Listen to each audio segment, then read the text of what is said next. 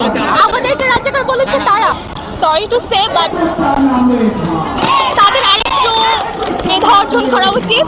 কোথায় কোন কথাটা কিভাবে বলতে হবে, কাদেরকে কি বলতে হবে সেটা একটু ভেবে চিন্তে বলা উচিত। এটা অবশ্যই সংসদে প্রধানমন্ত্রী উপস্থাপনের মাধ্যমে উনি এটা পাশ করাতে পারে। তো অবশ্যই আমাদের শুধু হাইকোর্টের ব্যাপার না, আন্দোলনে এই সরকার চাইলে এটাকে পরিবর্তন করতে পারে। কোটার একেবারে বিরুদ্ধে আমরা না, কারণ একটা ইকুইটি আনতে হলে কোটার প্রয়োজন আছে। সেটা আমার প্রতিবন্ধী কোটা, তারপরে আমাদের উপজাতি কোটা, সে পর্যন্ত আমাদের যেটুকু জরুরি ইকুইটি আনার জন্য সেইটার বিরুদ্ধে কিন্তু আমরা করছি না। আমরা যেটা করছি সেটা হলো হ্যাঁ মুক্তিযোদ্ধা সন্তানের কথা ছিল, মুক্তিযোদ্ধা সন্তান পর্যন্ত সেটা ঠিক ছিল, কিন্তু তার নাতিপুতি পর্যন্ত এটা আসলে অযৌক্তিক। কারণ দেখা যাচ্ছে তার শুধু নাতিপুতি না, একজন যদি মুক্তিযোদ্ধা ফ্যামিলি বাইরে কাউকে বিয়ে করছে তার যে সন্তানটা হচ্ছে, তো এটা মানে সন্তান পর্যন্ত ঠিক আছে, নাতিপুতি পর্যন্ত আসলে ব্যাপারটা অযৌক্তিক। আর আমরা একেবারে কোটার বিরোধিতা করছি না, কারণ একটা জাতিতে একটা ইকুইটি আনার জন্য কিন্তু আমাদের যে কোটাগুলোর প্রয়োজন, প্রতিবন্ধী কোটা, তারপরে আমাদের উপজাতি কোটা, সেই কোটাগুলো কিন্তু আমরা চাচ্ছি। তো আমরা যে 5% কোটা কিন্তু আমরা রেখেছি, তো এই 5% কোটা আমরা চাই, এর বেশি আমরা কিছু চাই না। আর একটা নারী হিসেবে তো নারী কোটা বর্জন করছে, কারণ এখন যেহেতু আমাদের যে দেশের প্রধানমন্ত্রী একজন নারী, মানে স্পিকার একজন নারী, বিরোধী দলের নেত্রীগুলো যখন একজন নারী, তখন নারীর ক্ষমতা নাই বা নারী পিছিয়ে আছে, এটা একেবারে অযৌক্তিক একটা কথা। তো সেই জন্য আমি নারী কোটা তো বর্জন করছি।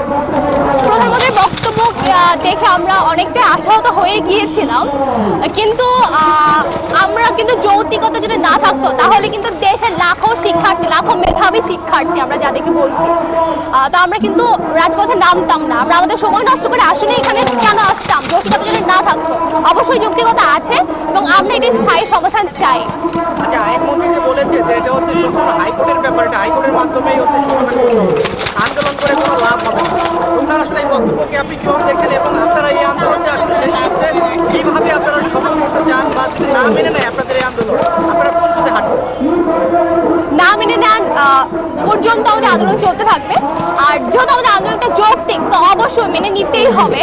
আর উনি বলেছেন এটা পুরোপুরি হাইকোর্টের উপরে, কিন্তু না, এটা আমরা যে নতুন কালকে আমাদের যে অনলাইন ব্রিফিংটা হয়েছে কালকে সন্ধ্যে, সেটা আমরা দেখে থাকবেন যে আমরা কিন্তু একটা পরিপূর্ণ একটা যে আমাদের প্রস্তাবনা সেটা উপস্থাপন করেছি কালকে।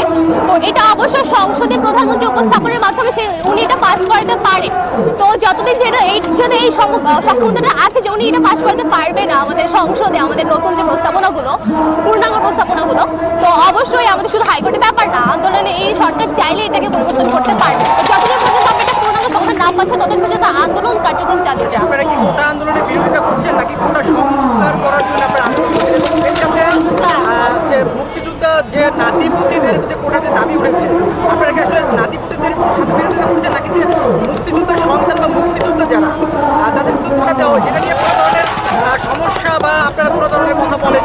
আপনারা কি মুক্তিযোদ্ধার নাতিপুতিদের বিরোধিতা করছেন? আচ্ছা, আপনি যেটা বলেন কোটার একেবারে বিরুদ্ধে আমরা না, কারণ একটা ইকুইটি আনতে হলে কোটার প্রয়োজন আছে। সেটা আমার প্রতিবন্ধী কোটা, তারপরে আমাদের উপজাতি কোটা, সে পর্যন্ত আমাদের যেটুকু জরুরি ইকুইটি আনার জন্য সেইটার বিরুদ্ধে কিন্তু আমরা করছি না। আমরা যেটা করছি সেটা হলো হ্যাঁ মুক্তিযোদ্ধা সন্তানের কথা ছিল, মুক্তিযোদ্ধা সন্তান পর্যন্ত সেটা ঠিক ছিল, কিন্তু তার নাতিপুতি পর্যন্ত এটা আসলে অযৌক্তিক।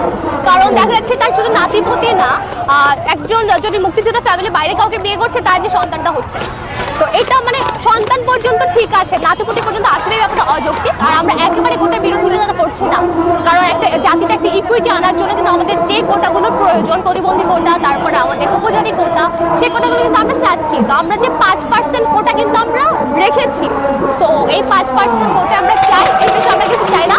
আর একটা নারী হিসেবে তো নারী কোটা বর্জন করছে, কারণ এখন যেহেতু আমাদের যে দেশের প্রধানমন্ত্রী একজন নারী, মানে স্পিকার একজন নারী, বিরোধী দলের নেত্রীগুলো যখন একজন নারী, তখন নারীর ক্ষমতা নাই বা নারী পিছিয়ে আছে, এটা একেবারে অযৌক্তিক একটা কথা। তো সেই জন্য আমি নারী কোটা তো বর্জন করছি।